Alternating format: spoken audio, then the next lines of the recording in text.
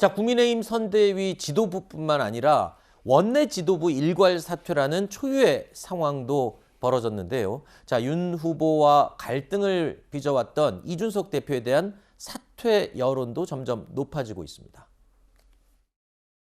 제가 만나는 사람 중에 10명 중에 한 7, 8인 정도는 대표께서 백의종군을 해야 되는 것이 아니냐. 대표는 밖에서 계속 인터뷰하면서 이게 노이즈를 이게 크게 키워내고 있으니까요.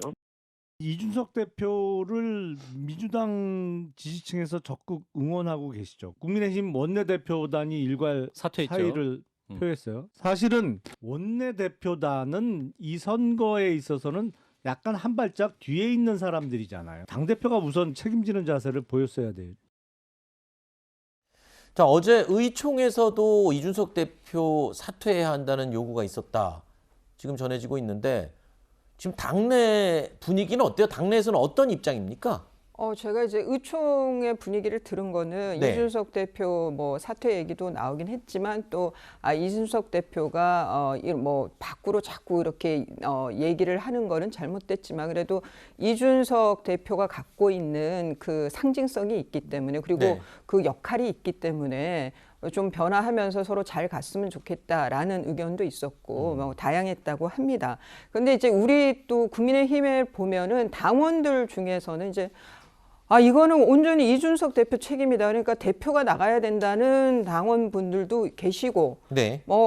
아주 극단적인 이제 또 후보에 대해서 책임을 묻는 분들도 계시고 그렇게 아주 크게 대별되는 것 같습니다. 네. 이준석 문제냐, 이게 뭐 윤석열 후보 문제냐라고.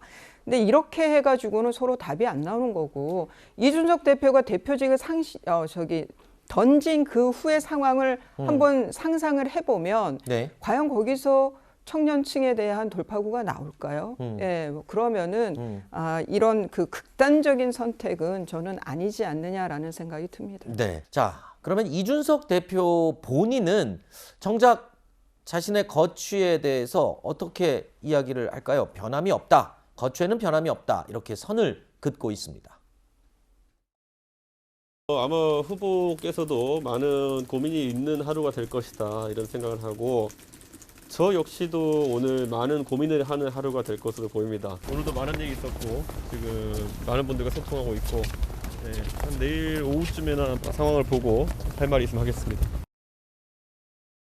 이준석 대표는 어제 기자들 앞에서도요. 본인은 손학규 전 바른미래당 대표에게 단련된 사람이다 라면서 당 대표 사퇴에 대해서 선을 확실히 그었습니다. 거기에다가 이 조수진, 김재원 최고위원이 사퇴를 하면 안철수 국민의당 후보를 최고위원으로 임명할 수도 있다. 이런 발언을 하기도 했는데요. 자, 다른 당의 대선 후보까지 언급을 하면서 오히려 논란을 지금 키우고 있는 게 아니냐. 당 대표로서 좀 부적절하다. 이런 얘기도 있습니다. 네, 뭐 말씀하셨던 것처럼 적절하지 않죠. 저건 네. 평론가의 어떤 비유법으로 사용한 단어다. 뭐 네. 이렇게 생각이 되고요. 어찌됐든 간에 김기현 원내대표나 원내 지도부가 사퇴를 표명한 거는 이준석 대표 당신도 나가라 이런 메시지예요. 네. 그건 뭐 이론의 여지가 없을 것 같고요. 이준석 대표가 난 나가기 싫다고 하는 것도 또한 사실인 것 같아요. 그러니까 이준석 대표는 선출직이란 말이에요. 지금 당에서 선출직으로서 윤석열 후보 말고 이준석 대표밖에 없는 거예요. 어찌 보면. 네. 이준석 대표의 의사나 이런 것들을 존중할 수밖에 없는 게 현재 상황이다.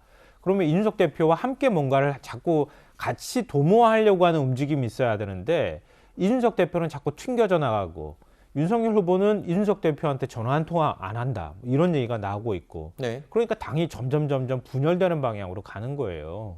앞서도 제가 말씀드렸던 것처럼 선거는 결국은 후보 책임일 수밖에 없으면 네. 후보가 싫어도 품어안고 가서 마음에 안 들어도 좀 낮은 자세를 보이고 이렇게 하면서 같은 편을 만들어야 되는데 그렇게 네. 하지 못했다.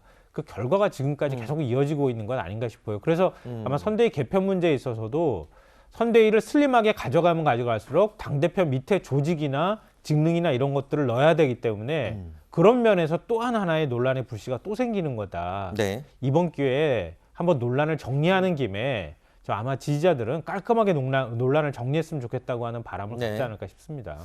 자, 조금 전에 말씀하실 때 윤석열 후보를 제외하면 이준석 대표가 유일한 선출직이라고 하셨는데 조수진 최고위원이나 김재원 최고위원도 선출직 최고위원이라고 임을 제가 밝혀드리면서 정정을 하겠습니다. 자, 국민의힘의 혼란스러운 상황을 지켜보고 있는 민주당 그리고 이재명 후보의 반응은 지금 어떨까요? 즐거워할 일은 아니죠. 빨리 수습되길 바라고요. 저 경쟁에 뭐 저쪽이 좀 불안을 겪어서 좋다 이런 생각을 하는 건 전혀 아닙니다. 국민의힘 선대위의